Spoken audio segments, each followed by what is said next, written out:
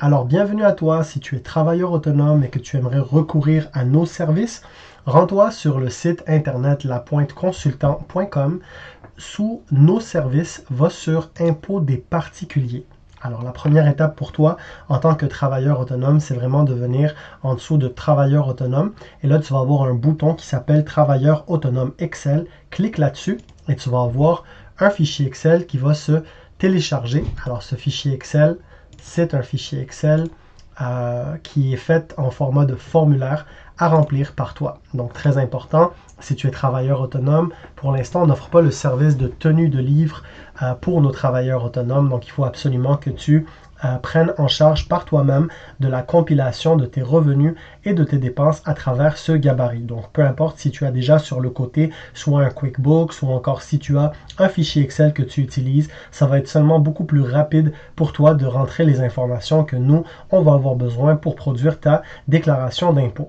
Alors la première chose qu'il faut comprendre, c'est que le travailleur autonome, c'est quelqu'un qui est propriétaire d'une entreprise individuelle. Donc l'entreprise individuelle lui confère le statut de travailleur autonome et le travailleur autonome, en fait, les revenus que tu déclares, les revenus de travailleur autonome que tu vas déclarer vont être intégrés directement dans ta déclaration d'impôt personnelle. Donc toi et l'entreprise individuelle ne formiez qu'un seul individu aux yeux de la loi et aux yeux de la fiscalité, contrairement à une incorporation, où est-ce que l'incorporation, ça va être une personne morale distincte, complètement séparée de son propriétaire. Donc une incorporation, elle a son propre patrimoine, ses propres dettes et sa propre déclaration d'impôt. Alors dans ce fichier-là, tu vas avoir plusieurs onglets. Tu vas avoir un onglet formulaire, revenus, dépenses, automobile, bureau à domicile, TPS TVQ et acompte provisionnel. Donc toi, il va falloir que tu passes à travers ce formulaire-là, que tu remplisses les informations que nous, on va avoir besoin pour produire ta déclaration d'impôt. Alors, il y a deux cas de figure. Tu as le travailleur autonome qui n'est pas inscrit à la TPS TVQ. Ça va être le premier scénario que je vais aborder pour t'expliquer comment remplir ce formulaire. Et le deuxième scénario, c'est si tu es travailleur autonome et tu es inscrit à la TPS TVQ. Donc là, on va faire comme si on n'était pas inscrit à la TPS TVQ. Fait que je m'appelle, par exemple, Mario Tremblay.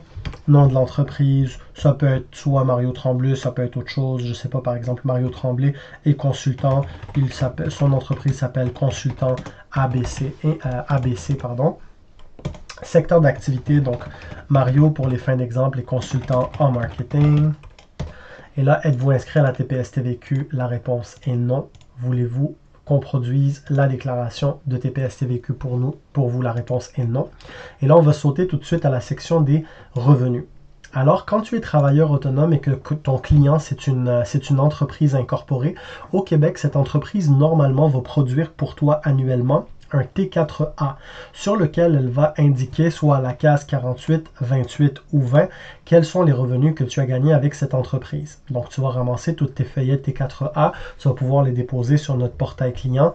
Puis dans le formulaire Excel sur lequel je suis en ce moment, tu vas pouvoir rentrer vraiment ces revenus selon la provenance. Donc, si c'est sur un T4A, tu vas pouvoir aller directement à l'onglet Revenus. D'accord? Peu importe en fait la provenance de tes revenus. Donc ici, l'onglet Revenus, il est fait de manière à ce que tu puisses rentrer ligne par ligne chacune des factures que tu as produites pour tes clients.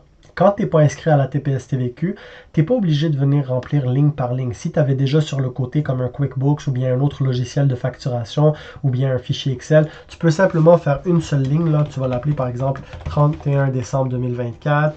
Puis ici, nom du client, tu vas dire tous les clients par exemple. Puis montant, tu vas faire la somme de tous tes revenus. Donc ici, ça dit taxes incluses, mais toi, tu n'es pas inscrit à la TPS TVQ. Par exemple, il t'a fait 100 000 $ de facturation au total. D'accord? Donc là, tu vas choisir le type de revenu. Et là, si ça ne figure pas sur un T4A, tu peux simplement choisir revenu qui ne figure sur aucun feuillet d'impôt, tout simplement. Et si tu avais d'autres feuillets, comme par exemple, tu en as un d'un client qui s'appelle Alter Ego, et que c'était un montant de 5 000 $ et il apparaissait à la case 48 d'un T4A, tu le rentres comme ça. Donc, tu fais ça pour tous tes revenus. Et puis là, tu vas voir que l'information qui est dans cette colonne-ci va automatiquement se transcrire dans la section ici. Donc là, nous, on va pouvoir aller regarder le détail. On va se dire, ah ok, ben, il a 100 000 $ au total de facturés pour des revenus qui ne figurent sur aucun feuillet. Et il a 5 000 $ sur un T4A à la case 48. Fait que nous, on va, tout ce qui est en bleu, c'est nous, on va le remplir pour toi manuellement. Tu n'as pas besoin de toucher toutes les colonnes qui sont là en bleu. D'accord? Alors, voilà pour les revenus. Maintenant, on va aller dans la section des dépenses. Donc, dans la section des dépenses, d'accord, tu vas avoir un onglet qui s'appelle Dépenses. Et c'est le même principe. Donc, si tu n'es pas inscrit à la TPS TVQ, tu peux rentrer dépense par dépense. Donc, tu prends tes factures, bureau en gros, restaurant, promotion, publicité, peu importe. Tu rentres la date, le nom du fournisseur, le montant total de la facture, taxe incluse. Tu vas indiquer si la facture, elle est avec TPS ou TVQ. D'accord? Et puis, tu vas sélectionner la bonne dépense ici. Donc, selon la catégorie, assurance, commission, fourniture, frais de bureau, frais de voyage, publicité, peu importe. Donc, c'est la même liste, basically, qui est ici. D'accord? Puis, on va faire un exemple. On va dire, par exemple, je ne sais pas, le 1er janvier 2024, on a acheté... La date, c'est pas grave, tu peux même la skip à la limite, là, il n'y a pas de problème. Donc, le bureau, d'accord, pardon, ici, bureau en gros, taxe incluse, par exemple, on a acheté ça comme ça, puis là, on a un montant. Oui, la TPS TVQ s'applique, puis ça, c'était des fournitures ou encore des frais de bureau, il n'y a pas de différence, honnêtement. Fait que tu vas faire ça pour toutes les transactions que tu as reçues. Ici, tu peux écrire, par exemple, Petro-Canada. Puis là, disons la même chose. On a acheté pour ça. Puis il y avait de la TPS TVQ. Ici, on ne va pas mettre Petro-Canada. On va mettre autre chose parce que les frais d'essence vont rentrer dans un autre onglet.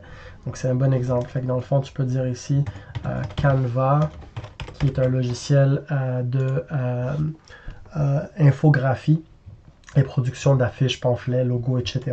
Donc ça, on peut aller mettre ça dans publicité ou bien promotion.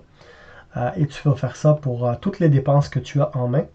Et là, tu vas voir que ici, ça va se remplir automatiquement selon la catégorie que tu vas avoir rentrée dans l'onglet dépenses.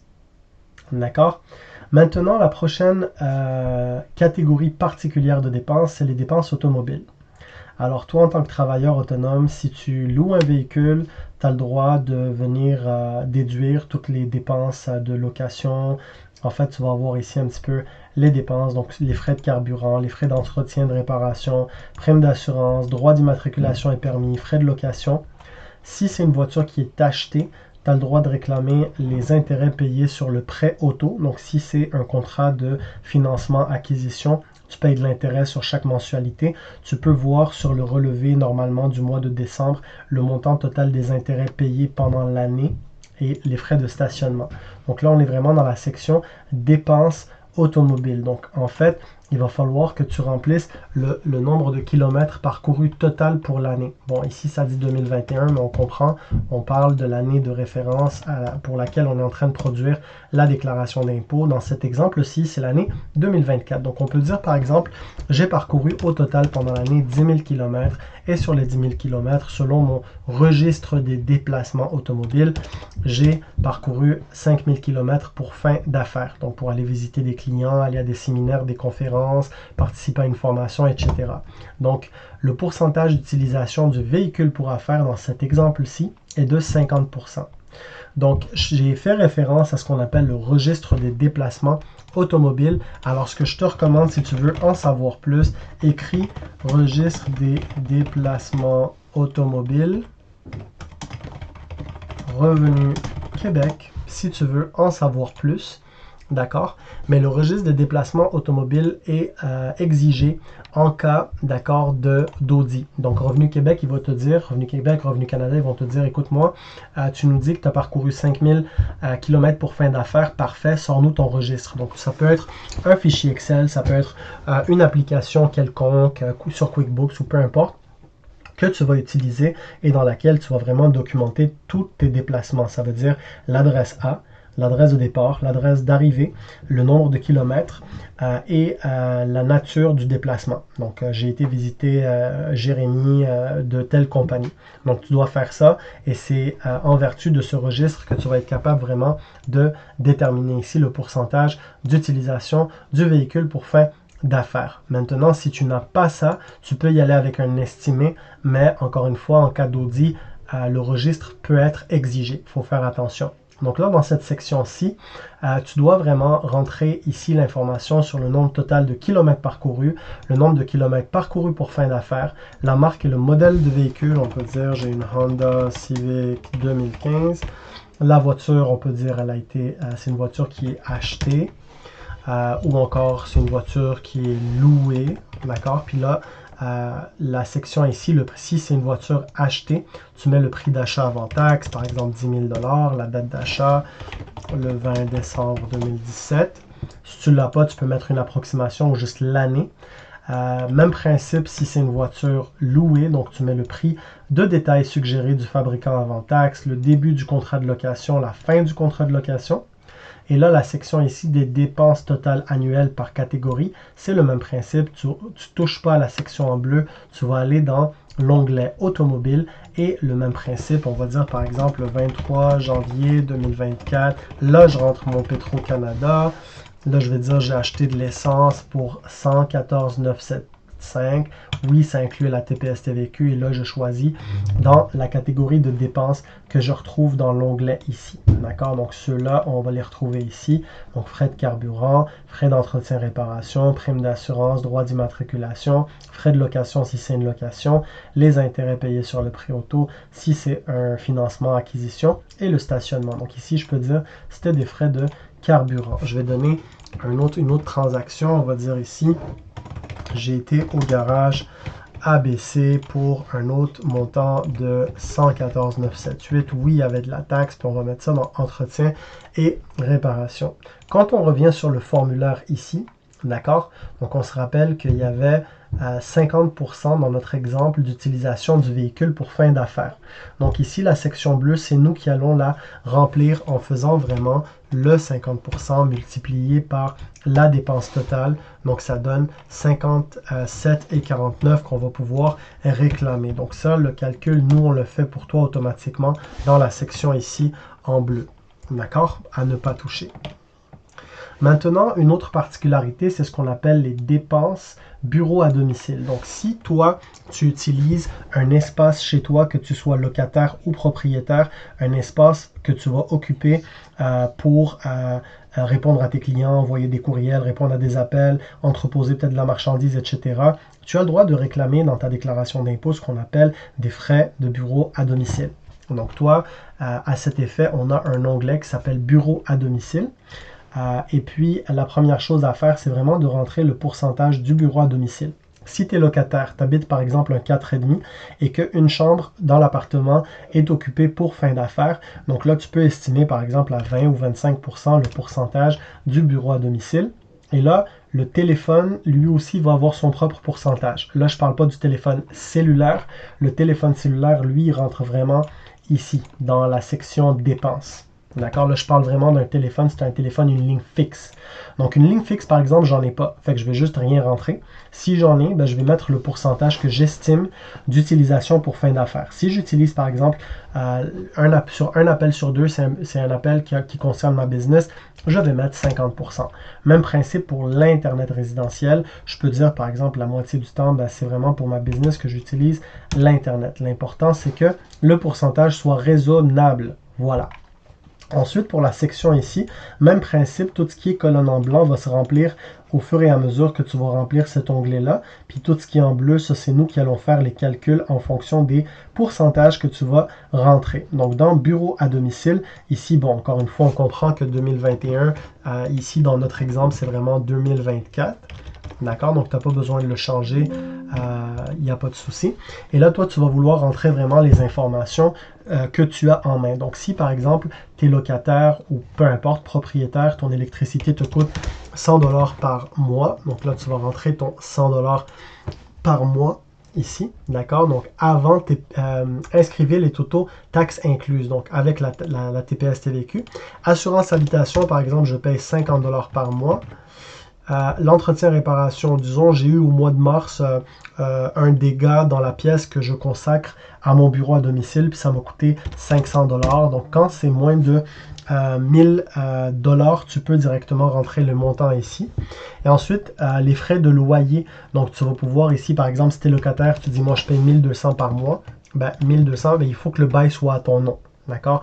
Il faut que tu sois locataire ou colocataire. Si le bail n'est pas à ton nom, tu n'es pas sur le bail, tu ne mets pas de frais de loyer, tu mets rien, aucune dépense qui n'est pas à ton nom. D'accord? Si tu es propriétaire, même principe, tu mets les intérêts sur l'emprunt hypothécaire que tu vas pouvoir normalement retrouver sur tes relevés bancaires. Par exemple, à la fin de l'année, j'ai payé au total pour l'année 10 000 $ en intérêts sur mon prêt hypothécaire, donc pas le capital, juste la partie des intérêts. Si tu es propriétaire, tu as tes taxes municipales, tes taxes scolaires, par exemple, on va estimer à, je sais pas, 2500 $. Puis le téléphone, disons, dans mon exemple, je paye 55 $ par mois et je paye pour mon Internet 100 $ par mois. Donc, tu vas simplement venir copier-coller tout ça et tu vas voir que les totaux qui sont ici pour un total de 16 660 vont venir automatiquement se retranscrire ici, 16 660. Et nous, ensuite, on va venir effectuer les calculs dans la section suivante en fonction des pourcentages que tu vas nous avoir donnés.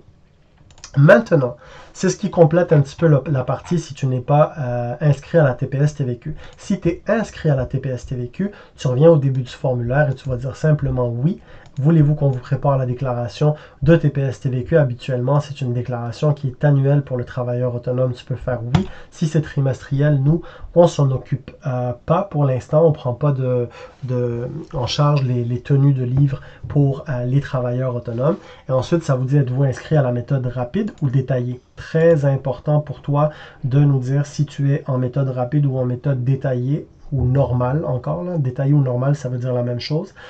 Pour faire simple, la méthode normale consiste en quoi? Donc toi, si tu es inscrit à la TPS TVQ, tu vas charger tes clients 5% de TPS et 9,975% en TVQ. Cette taxe que tu vas charger à ton client, elle ne t'appartient pas. Tu dois d'un côté la remettre au gouvernement, mais de l'autre côté, toi, tu vas payer de la taxe sur des dépenses. Donc, toute la TPS TVQ que tu payes sur des dépenses, tu peux la réclamer au gouvernement. Donc, la différence entre la TPS TVQ que tu as facturée à tes clients et la TPS TVQ que tu as payée sur tes dépenses, c'est une TPS TVQ que tu dois remettre au gouvernement. Ça, c'est la méthode normale ou encore détaillée.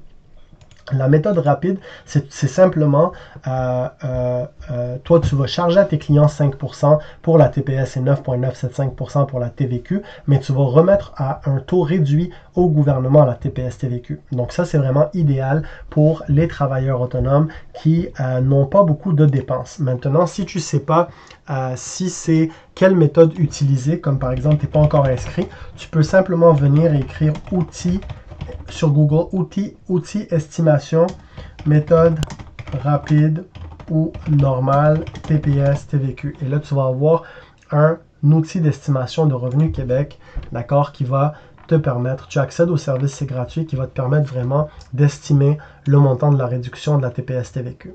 D'accord? Maintenant, si tu ne sais pas si tu es inscrit à quelle méthode, il faut appeler Revenu Québec parce que tu n'auras pas le moyen de trouver à quelle méthode tu es inscrit. Il faut vraiment les appeler. Donc, si tu es inscrit à la méthode détaillée, dans les onglets revenus, il va falloir vraiment que tu rentres facture par facture. Dans l'onglet dépenses, il faut vraiment rentrer ligne par ligne, t'assurer que les montants de TPS TVQ sont corrects. D'accord, même chose pour l'onglet automobile. D'accord, pour l'onglet bureau à domicile, tu inscris tout le temps le montant total, taxes incluses. Maintenant, si c'est la méthode rapide, d'accord, la méthode rapide, tu rentres l'onglet des revenus, tu rentres chacune de tes factures, mais pour l'onglet dépenses, d'accord, tu vas faire la même chose et nous, on va s'occuper pour toi du reste. Mais c'est important pour nous simplement que tu précises ici si c'est la méthode rapide ou normale. D'accord? Maintenant, il reste l'onglet TPS TVQ. Ça, tu n'as pas à le toucher. Nous, on va s'en occuper pour toi une fois que tous les onglets vont avoir été remplis correctement.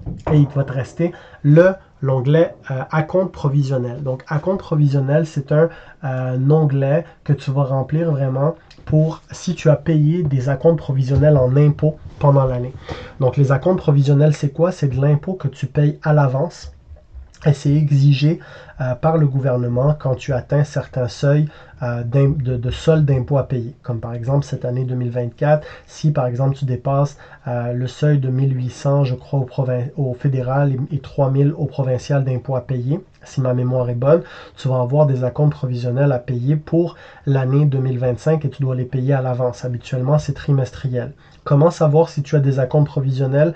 Si tu fais ta déclaration d'impôt avec nous, ben nous, on va les calculer pour toi et on va te donner le tableau avec les montants à payer au niveau provincial, fédéral, ainsi que comment le payer. D'accord? Donc, quand tu as payé tes acomptes provisionnels, c'est important de venir remplir ici les champs selon les dates auxquelles tu as payé tes acomptes provisionnels. Donc ici, ça dit 2022, mais on va tout remplacer ça dans le nouveau formulaire par la bonne année, là, qui va être 2023, puis ici, ça va être, on va remplacer 2023 par 2024, fait que tu vas le voir là dans le nouveau formulaire. Donc toi, ce qui t'importe, c'est vraiment de rentrer les montants. Donc par exemple, le mois d'octobre, j'ai payé au niveau fédéral, au octobre 2023, j'ai payé 500 $ pour l'année fiscale 2024.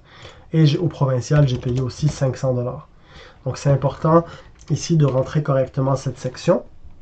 Et c'est ce qui fait un petit peu le tour là rapidement de ce formulaire-là que tu vas pouvoir utiliser encore une fois et qui est à ta disposition sur notre site internet dans la page Impôts des particuliers. Tu descends plus bas sous Travailleur autonome, Travailleur autonome Excel, tu cliques là-dessus et tu vas pouvoir télécharger ce formulaire Excel que tu vas remplir et que tu vas déposer sur notre portail client une fois que tu vas être prêt à produire ta déclaration d'impôt. Donc, tu vas t'inscrire ou te connecter, si tu as déjà un compte, tu vas remplir un formulaire d'impôt pour toi, ta conjointe, tes enfants ou peu importe la situation qui s'applique.